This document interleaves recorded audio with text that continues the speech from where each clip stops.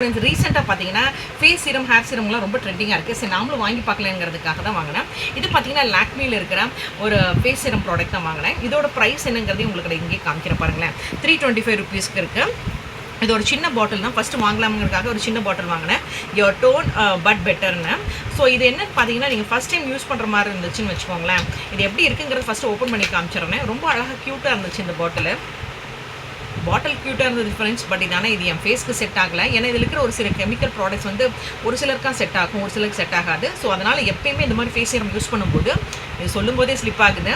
Face serum use பண்ணும்போது லைட்டாக ஒரு ட்ராப் எடுத்து ஃபேஸில் யூஸ் பண்ணி பார்த்துட்டு யூஸ் பண்ணுங்கள். அவங்க ஃபேஸ் சீரம் எப்படி யூஸ் பண்ணுங்கிறதுக்காகவே சொல்லியிருப்பாங்க. அதுலேயே அந்த இதுலேயே நீங்கள் ப்ராடக்ட் வாங்கும்போதே ஒரே ஒரு ட்ராப் எடுத்து மசாஜ் பண்ணணும். நானும் கொஞ்சமாக தான் எடுத்து மசாஜ் பண்ணேன். அப்போ இந்த பேர்னிங் சென்சேஷன் மாதிரி வந்துருச்சு. அதனால் நான் ஸ்டாப் பண்ணி திரும்ப ஒரு டிஷ்யூ பேப்பரில் ஒயிட் பண்ணி எடுத்துட்டேன். ஒரு வெட் டிஷ்யூ பேப்பரில் ஒயிட் பண்ணி எடுத்துட்டேன்.